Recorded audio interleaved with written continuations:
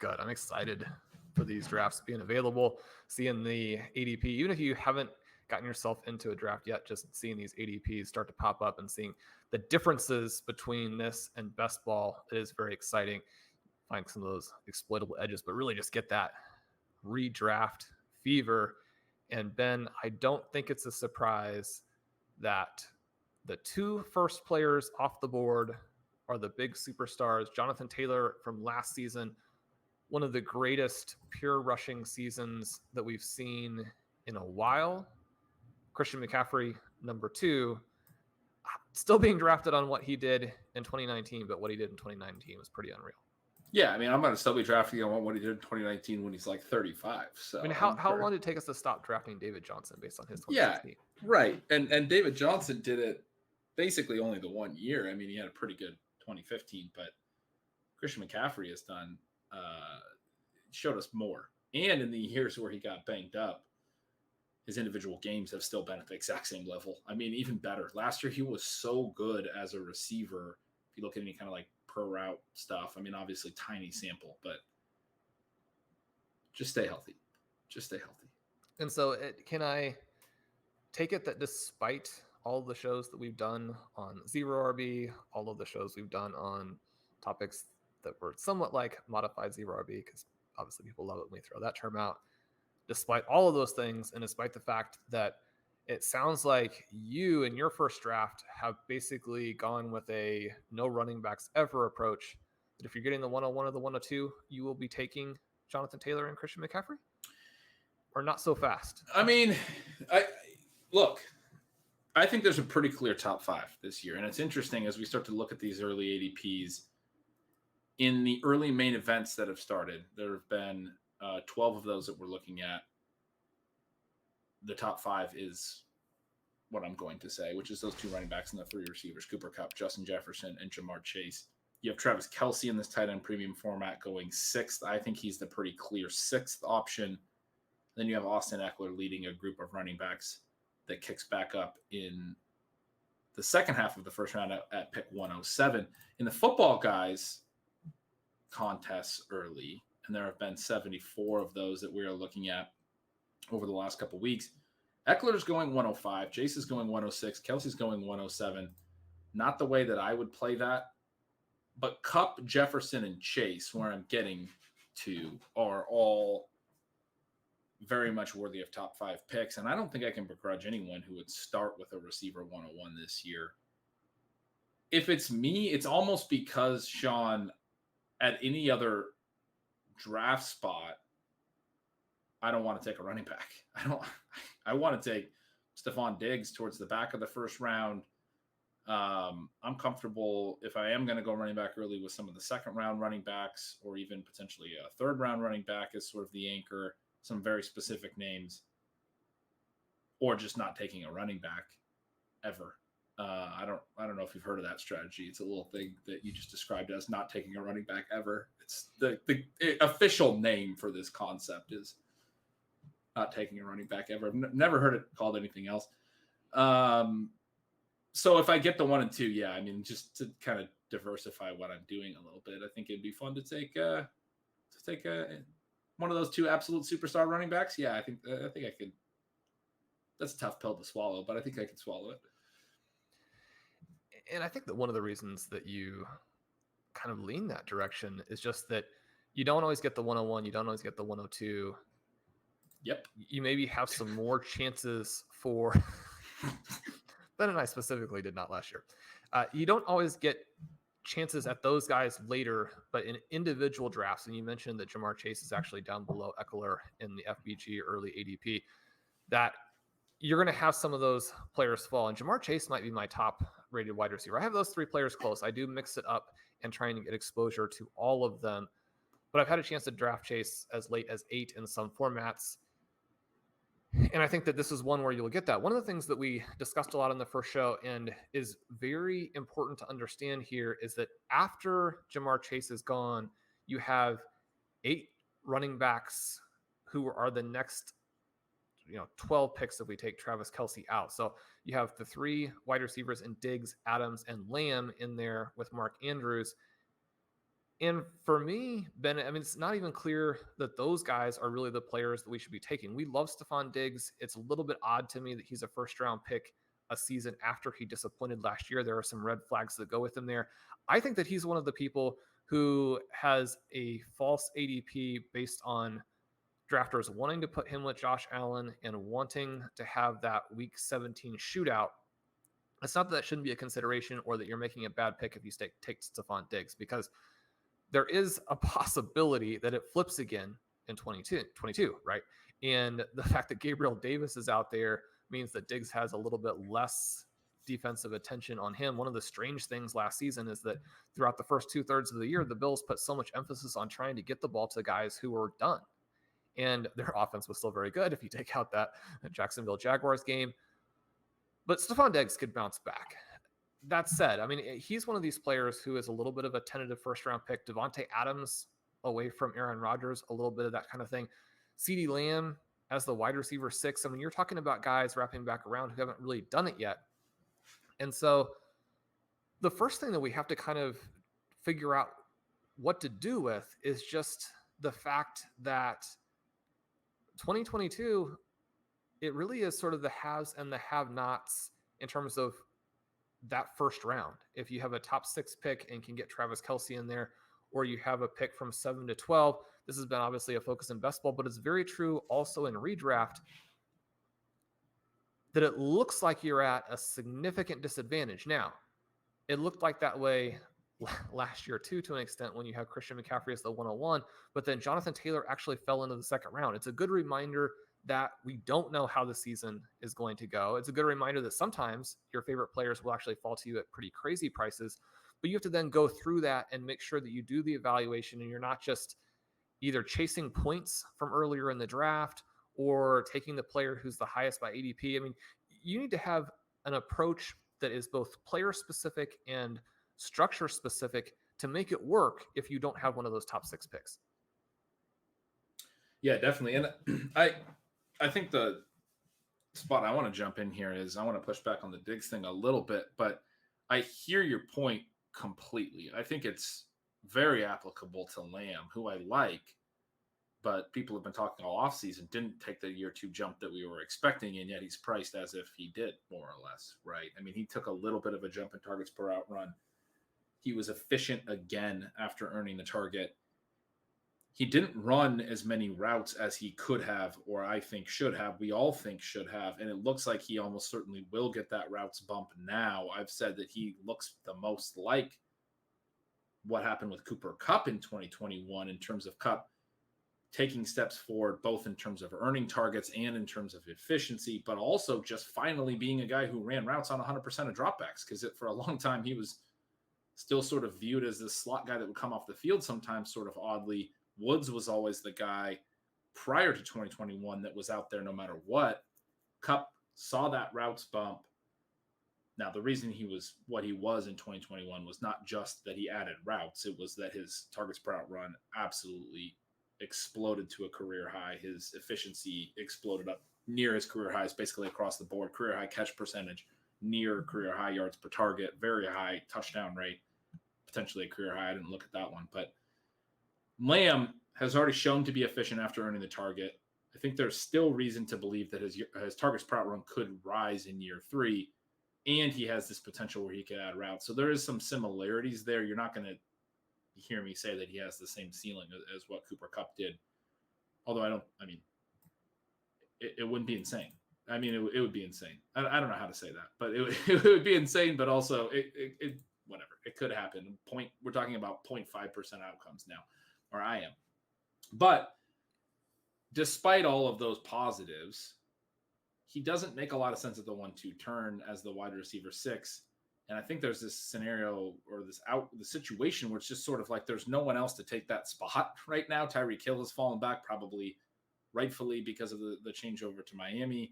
You have Mike Evans going wide receiver 7 later in his career. If Godwin comes back, Evans would not be going that high if Godwin wasn't hurt, I don't think, at all. It's mainly just because his superstar teammate has a really questionable injury timeline, but that's not comforting in terms of when he could come back and potentially nuke some of Evans' value late in the season. You have Debo, who's got the quarterback change, potentially more run-heavy offense. You have, after that, T. Higgins, Keenan Allen, A.J. Brown, Michael Pittman. A lot of reasons why there's no one else to really take that spot. And that's probably true for Diggs, too, to an extent. I agree with you that he's kind of going in the same spot he was going last year, even after a down year. But the only thing that was really different about Stephon Diggs in 2021 was efficiency. His catch rate was way down. And that pretty much impacted everything. He's still seeing the targets. He's still in the great offense. I mean, when I was doing my projections for Buffalo, the note I made was there's clear rebound potential here. And if you just take 2020 and 2021 in conjunction, you're kind of saying, okay, here's the ceiling, here's the floor. But this role is really strong regardless, and he's going to be a very good receiver. And the floor was still very good. That's something you said early in the offseason when I was maybe a little more down on what Diggs did last year, because I was so high on him going into last year that, he was actually still a top 10 receiver, right? He wasn't bad.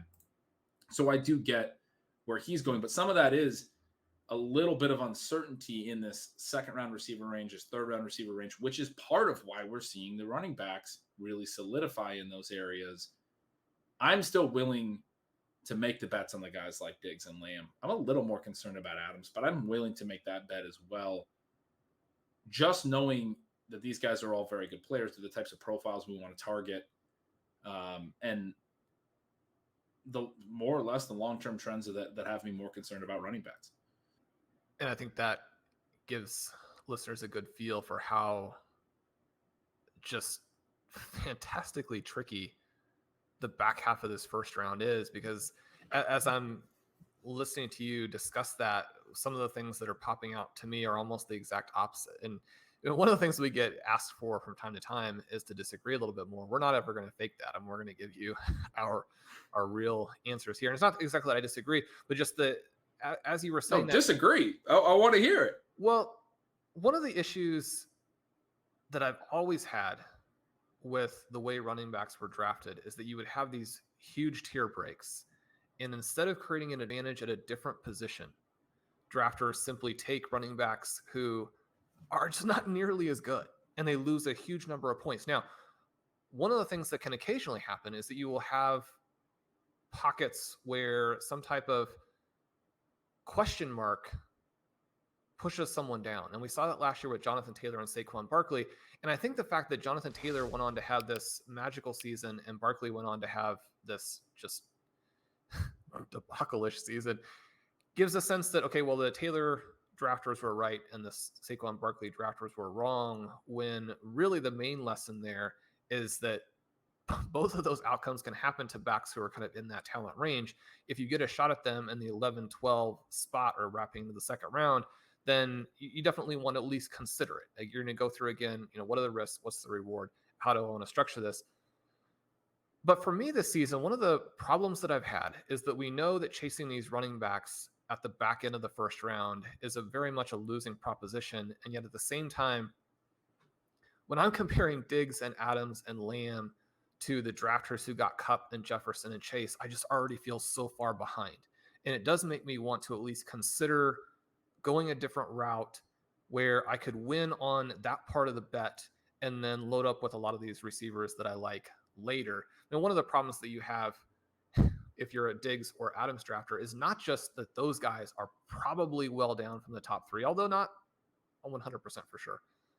But then if you come back and are drafting Mark Andrews or CeeDee Lamb, or you have a tight end who could see his volume plummet and a wide receiver who hasn't exactly established himself, the Kupp and Jefferson and Chase owners get to draft Deebo Samuel and Tyreek Hill. And then in the third round, they get to draft A.J. Brown and T. Higgins. And, then it falls off a little bit after that. But you have these builds that can just be so far ahead if you haven't done something that's a little bit different.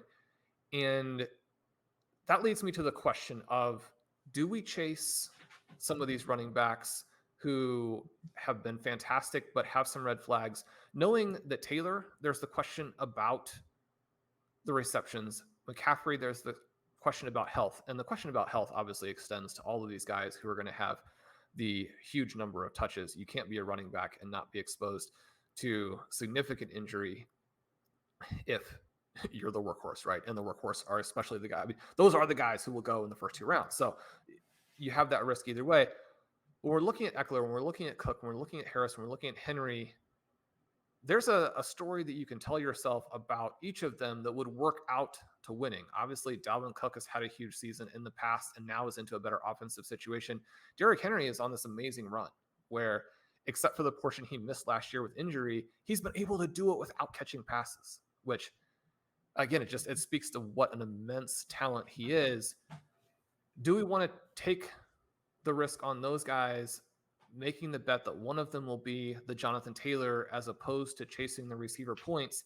But then even the second question off of that would be, do we actually just want to chase, even though it's first round, you don't want to lose early. But one of the points that has been made about best ball, one of the things that I definitely like to do early, one of the things that our friend Peter Overzet has mentioned on a number of occasions is that, we're still in this range where these guys are pretty even, especially after the first 5 guys are off the board. Does it make sense to actually go DeAndre Swift, Saquon Barkley, or Saquon Barkley, Kyle Pitts, even though those guys are not being drafted in the top 14 players, to get a little bit of a unique build, but also just to get the guys you think may actually be the best players? It's hard to take Saquon Barkley in the first round and Kyle Pitts in the second round if you know that a month ago Saquon Barkley was in the third round of some formats.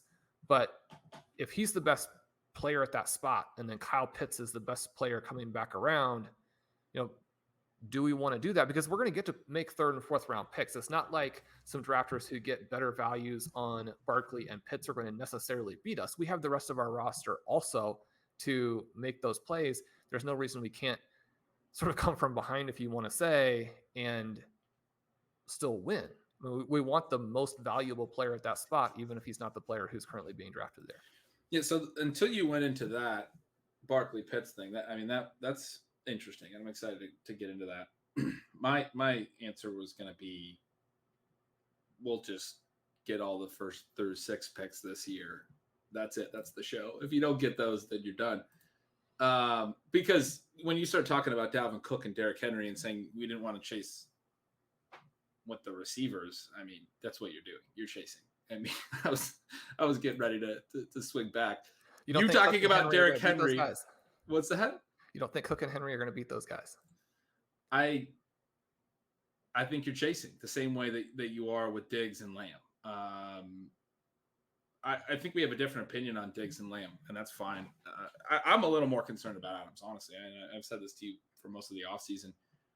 I still think just Stephon Diggs can finish with the top 3 receivers. Call me crazy there.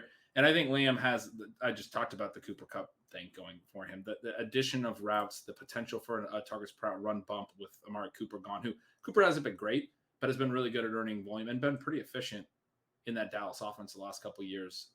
Him leaving, I do think opens things for Lamb in the way that you would very casually say, oh, vacated targets or whatever. I do think it actually fits with the underlying data. So I think Lamb has that potential as well. But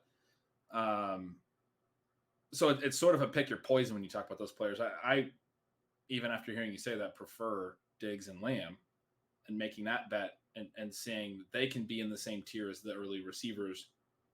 I think I prefer by quite a bit to making the bet on Cook and Henry and saying that they can be in the positive outcomes for Taylor and McCaffrey. Although you did lay out scenarios where, if McCaffrey were to get hurt or Taylor, and there's just 2 running backs as opposed to 3, those guys might just not be there. The top 2 running backs, it's a little harder to see one of the top 3 receivers not having an amazing season. So that might be part of it too, that there's just more depth and more strength in that top tier at receiver. Having said that, when you went to Barkley Pitts, I got really interested because Pitts is a guy we've talked about when we went through the different positions. We kind of came around to Pitts is the guy this year at tight end. You can get him into the 3rd round sometimes. He's a guy I definitely want to have a lot of exposure to. Taking him at the 1-2 turn in a tight end premium draft might seem a little bit crazy, but if he has that second year explosion that we think is possible, and especially if Travis Kelce at his age starts to fall off a little bit, I'm not particularly high on Andrews. I think Waller and Kittle have pretty significant red flags, but are still being drafted fairly high. I've acquiesced in taking them. because they have the elite tight end potential, and but it's a position where there's not a lot of guys that do, and so they're sort of being drafted because they have potential that maybe their situation on its own merits doesn't necessarily say makes them worth an early draft pick at the opportunity cost, but you don't really have a lot of other ways to try to find that elite tight end potential. What I'm getting at is if Andrews, the offense concerns pull him back a little bit, if Kelsey at his age slows down at all, Pitts could be so far and away the tight end one by taking just sort of a small step forward, but adding touchdowns, right? And again, he was 20 years old to start last year, turned 21 in season. What he did last year is just being completely misunderstood, I think. It was fantastic, absolutely elite, even for a wide receiver. So I like where you were going there. I like where you're saying, let's just take the best players. Let's not pay attention to ADP. Saquon, the reason I like it is he probably is a first-round pick by August. I mean, he's already made this jump. No one's disagreeing. There's still probably some inertia being pulled back from the fact that he was an early third-round pick at a point that's keeping him in the second round right now. As we get more main events under our belt, I bet you he winds up as the 110. I mean, I honestly don't think there's much to stop him. We talked about on the last show that the running back depth chart behind him is incredibly, incredibly thin. There's not a lot of reasons to not be willing to buy back into Saquon. Last year's injury, very fluky. Everything I'm seeing from anyone is there. I've not seen any pushback to this idea that Saquon Barkley should still be viewed as an elite player. And he was the number 1 overall pick a couple of years ago, right? And so last year he was rehabbing and there was concern and he was going in this range. That injury was not what lingered. He had a new ankle injury. I think and you talk about Brian Dable taking over the offense and all those things, I think by August we see him in the first round. So the part of everything you said that I do agree most with is this idea that if we're already chasing so many points at each position, potentially, maybe we should just take the players that we think are the potential best players, the biggest difference makers. I think I can get on board with the Saquon Pitts call for sure. And one of the extra advantages of taking Pitts there is that you block him from landing late with a Chase, Jefferson, Cup, or Christian McCaffrey, Jonathan Taylor manager. And the other element, Ben, there that is such a big deal is that you actually block Pitts from falling to someone else in your league. And you put him with the Cup, Jefferson, Chase manager. They've got such a dynamic start. You're going to regret not having that tight end. And as you mentioned, the other ways to play elite tight end early are either too expensive with Travis Kelce or actually just don't seem to have the upside, even though we know that Andrews, Waller, and Kittle have been elite for full seasons and definitely over 3 or 4 game stretches. So after we get through these first couple of rounds, and one of the things that I kind of had hinted at or alluded to was that the drafters in the top 5, not only do they get those top 5 guys, but they get some very compelling players wrapping around in rounds 2 and 3, whereas the back half of round 3 is also quite a bit weaker. When we talk about having guys like T. Higgins and A.J. Brown, Travis Etienne available in the first half, but in the second half, you're talking about dead zone running backs in Alvin Kamara, James Conner, Ezekiel Elliott, Breece Hall. You have Mike Williams, the number 2 receiver, and still a player that's not exactly proven, even as he heads into his late 20s there with the Chargers in the back half of it. So then that leaves us with this question of both positionally and from a player-specific perspective, what's your path through the late third, the early fourth? How do we get this set up so that we're not trailing managers who had one of the early draft slots? Well, and I mean, we can sit here and say third round reversal all day long, but I think this really is the key, is that second, third turn is actually really nice and doesn't feel much different than the first, second turn. I was going to say when we were talking about the various wide receivers, and I was kind of going back from Diggs and Lamb saying there's no one to come up there and take that wide receiver 6 spot. The first receiver after the top 3 that I feel pretty comfortable with where he's at, and I'm like, I'm very happy to click this name here, no surprise, is A.J. Brown in the 3rd round. I mean, there's people that are very concerned about that. I have reasons to be optimistic, I guess. I always have reasons to be optimistic about AJ Brown, but I won't go into the whole thing. I did just recently write about this at Stealing Signals. But that, Diggs, Lamb, and the conversation we just had about that, I'm totally with you about not feeling comfortable with their prices. And so similarly, I also don't necessarily feel comfortable with Tyreek Hill or with Debo or even with T. Higgins being all the way up at the 2-3 turn, right at 301. Love T. Higgins, but again, I feel like because there's a dearth of really elite options, you don't have DeAndre Hopkins up in these ranges anymore. You don't have some of those guys aging out that the interesting maybe third round picks in past years are now second round picks, and late second round picks are now early second round picks. In CeeDee Lamb's case, I think he should be a 2-3 turn guy. And so it does create a pretty substantial disadvantage. I definitely feel the same way and see what you're seeing in terms of what you can get done through 3 rounds in the first 6 picks, and those questions at the 1-2 turn, and then what you can do in the third round as well, being a pretty crucial area to try to catch up with what drafters are able to do in the early third. I mean, my path forward there is DJ Moore. I mean, like, are we just gonna do the same the same guys? But no, I think like there's receivers that are interesting there. Moore is one. Mike Williams is still going there. I'm very interested in him. I think Jalen Waddle is a better way to play Miami than Tyreek Hill at their prices. He's going 404 in these early drafts. I'm very comfortable with him at the 3-4 turn. I'm with you, though. I mean, I don't think these guys belong in the same tier as those early third receivers. I do not want to be getting into the James Conner. No. Ezekiel Elliott, very clearly no. Breece Hall is an interesting option. If you do start Diggs Lamb and you go Breece Hall in the late third as your anchor running back, I can get on board with that.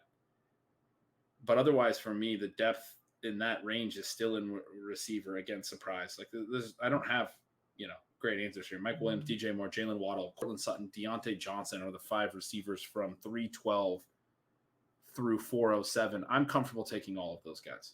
And so, but they do feel a lot like Diggs and Lamb at the 1-2 turn, where you'd like to be getting a little bit more of a price discount than you are. I mean, Courtland Sutton's going higher than last year, and he didn't have a good year.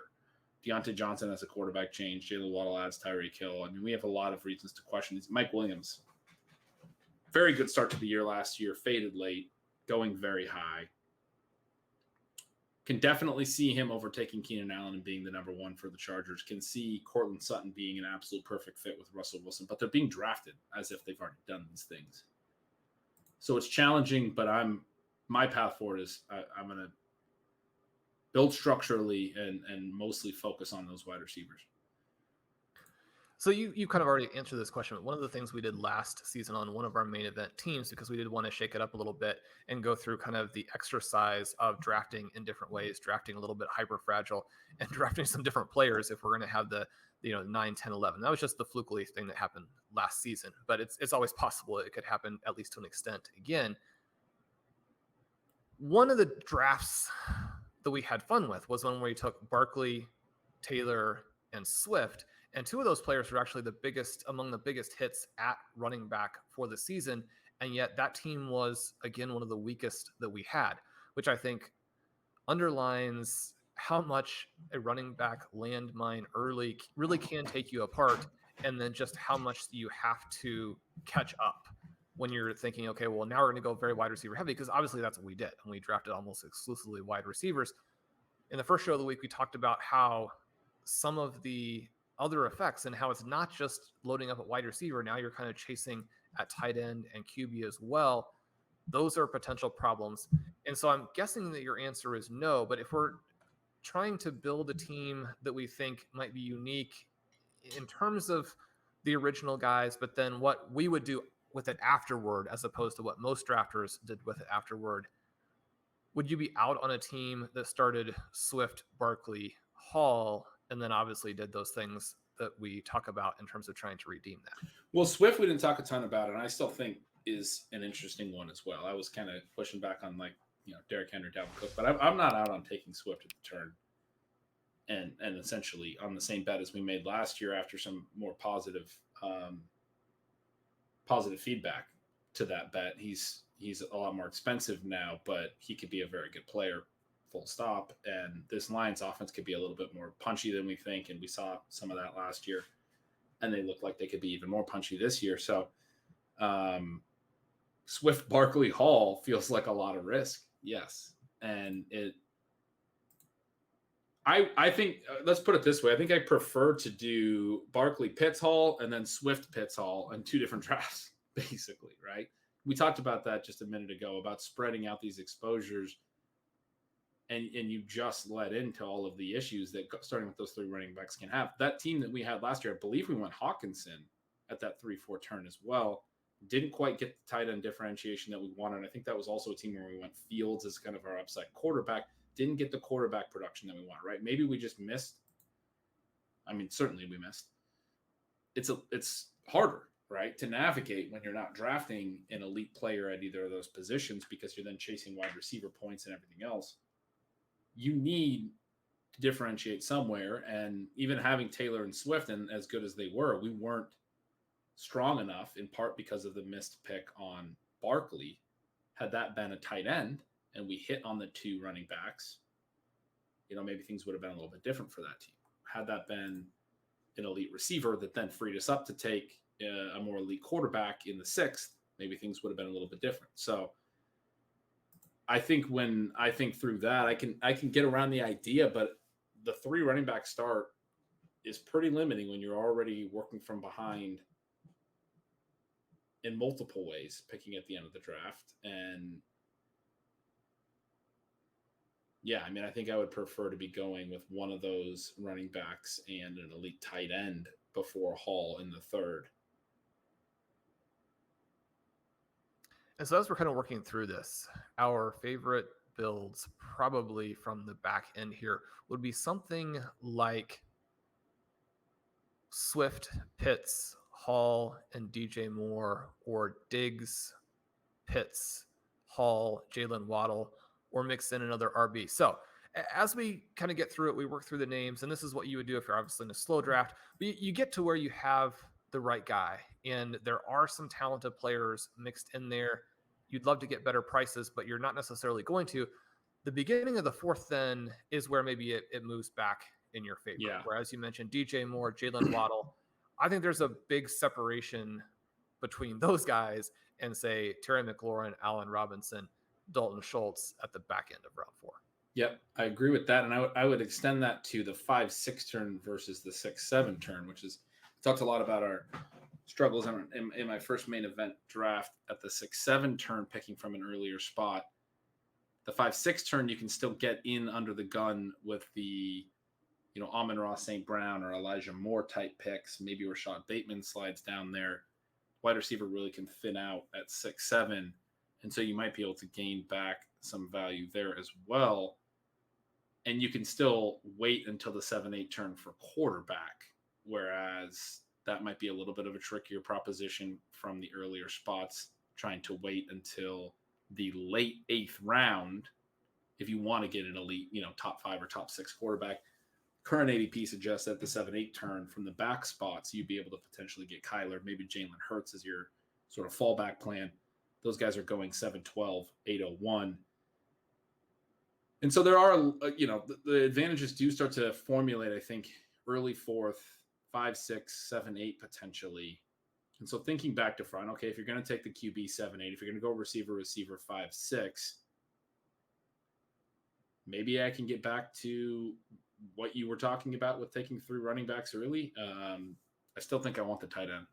And mixing picks in there, or Mark Andrews. Even if you lose a lot of the volume, Mark Andrews is such a big talent, and the Baltimore Ravens offense is likely to score so many points that it's probably more of a small loss type of pick as opposed to a catastrophic type of pick unless he gets hurt, which again is something that happened to anyone. So Ben, after those early tight ends, you had mentioned on Wednesday that the Schultz, Hawkinson, Goddard, Ertz, Knox range doesn't appeal to you. That fits with what we know historically, that if you don't get an elite tight end, you actually want to wait through this next section. It tends to be a little bit of a tight end dead zone. Then we start to get, and you can go through and you can look at the Field of Signals tool, for example, and it will show you that those guys actually don't have the profiles that deserve to be picked in that range. Wait, before we move on, what do you think about that? What do you think about Hawkinson this year? And do you think Waller and Kittle should be in that sort of tight end dead zone? Well, it's a lot easier to see paths for Darren Waller than it is for George Kittle if we're looking at a full season perspective. If we're looking at, who's going to give you the week 17 hammer, if you're on a team that doesn't have Samuel or Ayuk exposure, then it becomes interesting again, because Kittle, he's good for 40 points any given week, even within an overall context that he doesn't have a high scoring season. He can break out for that type of game. And I think that that's important. And that's probably the difference between Kittle and Hawkinson, who I think actually may outscore him for the year, which is that on a per game perspective, we probably don't think that TJ Hawkinson is going to take passes from Jared Goff and put up 40 points, especially with the rest of the players around him. At least we haven't seen him do it yet. Probably doesn't have quite the same run after the catch ability. But again, so much of what happened last season for TJ Hawkinson, he was very good until he had both multiple injuries that he's trying to play through and is being triple teamed. If you're a tight end out there trying to catch passes from Jared Goff and you have 2 injuries and you're triple teamed, the numbers that he put up last year are amazing, right? And so from that perspective, if we think that he can stay a little bit healthier, and one of the things that happens with the tight ends, similarly to the running backs, is that they do struggle with injuries, and that actually means that the survivors have even more of an impact for you because they're not competing with as many top guys. And so, when you talk about why do the elite tight ends make a difference, well, you can just look at the points, but you can also look at the fact that the other drafters in your league who went after those points, in many cases, they fell by the wayside. But if Hawkinson could stay healthy, this Detroit Lions offense is undervalued. And it's not the type of offense where I think that you should take that and go out and draft a bunch of Lions in every draft, but you should have exposure to at least a Lion, I think, in most of your drafts. A lot of different ways that it could play out. I'm a little bit higher on Jared Goff probably than I should be, but I think that it can work out for some of those guys. I don't know that this is the best situation to take advantage of TJ Hawkinson, though, because there are some other formats where he's just so ridiculously inexpensive that if you want exposure there, I think you can get it. And then you can kind of go back to exposure in FFPC main events, at least right now, to some guys in this 9 through 13 range. And one of the kind of strange things for me, Ben, is I just don't see a huge difference in the profiles of the guys in 9 through 13 that you're seeing kind of in that dead zone. There are some efficiency things that have happened for individual guys who have been drafted early that could happen again. One of the things that you and I talk about is, don't completely fade efficiency and lose out on the information that you're getting there. Number one, from a talent perspective, or number two, from a range of outcomes perspective, especially if any type of receiver situation, if part of the talent is coming from the QB. So you're going to have that QB efficiency wash back over some of these top guys, which is, why you see a Schultz, why you see a Dawson Knox being drafted up there. But big picture, it makes more sense to take some shots at the later players and assume that the equal or greater talent combined with the equal or greater volume combined with the potential for an offense or a QB to take a step forward, you just have a much greater chance of your tight end actually outperforming ADP if you go that route. If I take your logic that Diggs, Lamb, Adams can't beat the top 3 receivers, but we're also acknowledging that in the 4th round, DJ Moore, Jalen Waddle give us a much better opportunity to get, theoretically, a better 4th receiver, even if we went, even if the early guys went 4 straight receivers, then the 4th receiver they could get. The 5-6 turn, I think, gives you a much better chance of getting even more receivers, better 5th receiver, better 6th receiver. To your goal of 6 receivers in the top 15, I kind of like that from the back end. So now I'm sitting here looking at it going, okay, what if we went Diggs, Lamb, Moore, Waddle, to your point about the Lions, Amon-Ra St. Brown and Elijah Moore or something. And I don't think from the front you can give me a 6 deep wide receiver group relatively close to ADPs that I'm terrified of compared to that. Or basically we're just hoping that the Cup, Jefferson, Chase drafters don't go 6 straight receivers, because there probably is a way that they could do that better. But is that the differentiator, that we suck up? Because if we're taking DJ Moore and Jalen Waddle as our wide receiver 2 and wide receiver 3, that advantage of the early 4th round compared to the late 4th round, that advantage of the 5-6 turn compared to the 6-7 turn, we're not really realizing it against someone who's wide receiver heavy in the early spots, but we might be able to realize it if we are wide receiver heavy and acknowledge that we have lost a little bit of the early value of the 1st round, 2nd round type value. Our top 2 receivers can't really match your top 2 receivers in most outcomes, but our top 4 might be able to match your top 4. Our top 6 might be able to match your top 6. And you may have to do that, because I guess I would be concerned about the 7-8 and the 9-10 turns, in that once Devontae Smith is gone at wide receiver 39, which in many drafts, that's actually going to fall to you at the 7-8 turn. But if you're in a wide receiver heavy draft, and if you've contributed to it yourself by selecting those wide receivers, then he may not. We're looking at an area that I do think it flattens out again, where the next guys, Kadarius Toney, Christian Kirk, Allen Lazard, it's hard to see them as contributing to that top 6 or 6 in the top 15. They're slightly more floor types of plays. And then you wrap back around in the 9-10, that 9th. And one of the things you can do is simply to reach, and you probably should. But you have, Burks, Moore, Claypool. But then back at the back end of that, you're looking more like Tyler Lockett, Olave. You have MVS, who's going late in the 10th, but might be an option there. You had talked about how you can go Garrett Wilson. I think that the thing that you have to do if you have a slot in 7 through 12 is either A, do what you just described, which I think does have a lot of advantages, or B, make sure that your draft approach from the middle rounds on is very rookie heavy. I think that, Ben, we've talked about so many different elements of this, but before we kind of leave it at the player specific level, we probably do want to at least mention again this idea that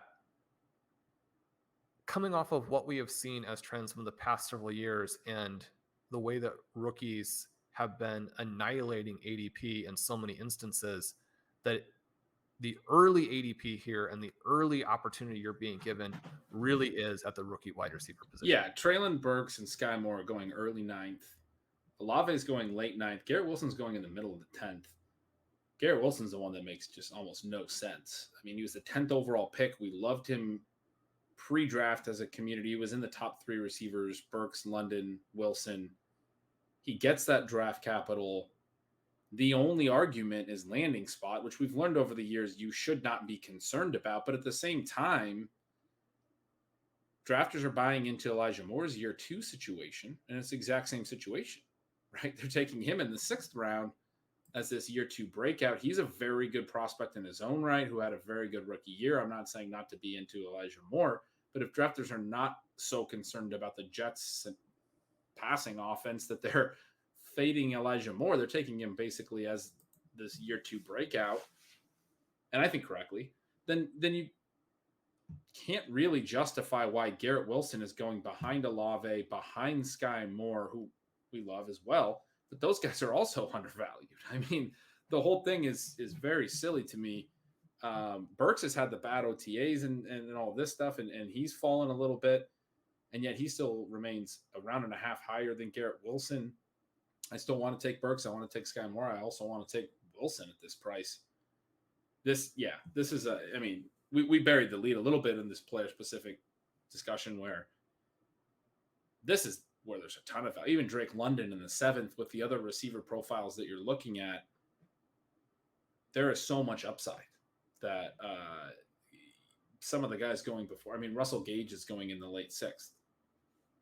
maybe I'll be wrong on Russell Gage again. I've talked about being wrong about him before, but I'm taking Drake London over Russell Gage pretty much every day of the week. I mean, there's a little bit of the have and have not stuff here going on. Obviously, Tampa's offense is one we want to target, and Atlanta's passing game maybe not one we want to be heavily invested in. But from Drake London, Traylon Burks, Sky Moore, Chris Olave, Garrett Wilson, this top 5 rookie wide receiver group, it's a really nice area to then add some firepower to whatever your early wide receiver build is. And so to close things out, we probably have to discuss what that means then for quarterback. Because if we think that 8 through 10, maybe 8 through 11 is stronger now than it will be in a month, we have to be concerned about the fact that going with a later QB actually overlaps with some of those potentially elite picks. And that might push us up a little bit more in the direction of considering a Josh Allen or a Justin Herbert or a Patrick Mahomes. Now, probably not those guys because they're going in rounds 4, 5, and 6 respectively, although there could be flat areas in there. But Lamar Jackson, Kyler Murray, Jalen Hurts, Joe Burrow in rounds 7 and 8. Do you feel yourself taking them a lot more or being a lot more pulled in that direction because round 9 and 10 are so strong? Yeah. Or are you thinking to yourself, actually, Derek Carr is in 12, Aaron Rodgers is in 13, Justin Fields is in 15. Why don't I get 2 of those 3 guys? The former for me, especially when you're talking about Lamar Jackson and Kyler Murray still sitting at QB4 and QB5. And I am coming around on Jalen Hurts quite a bit as well at QB6. Lance at QB10, we've already talked a lot about on the show, and I'm very excited about as well. I think he'll rise. You think he'll rise. We've both discussed him, but I suspect he'll wind up in this QB7, QB8 range. And so it's like, okay, I can get an elite rushing quarterback. Really, it's Lamar and Kyler, but Hurts or Lance is sort of the consolation prizes in the 7-8 range, which is where I kind of expect Lance to be in that group. Maybe they'll be in the 6-7, like you were saying. They might continue to rise. But as long as we have Lamar and Kyler in the 7th round, the difference between Hunter Renfrow as a wide receiver going in the 7th round, Michael Thomas, DeAndre Hopkins, and Garrett Wilson, I want the Lamar-Garrett Wilson combo over the DeAndre Hopkins-Tom Brady combo. I mean, I don't think I have to say that out loud. I think anyone who's listened to this show or knows me or knows us at all knows that, that's just more fun. Have some fun.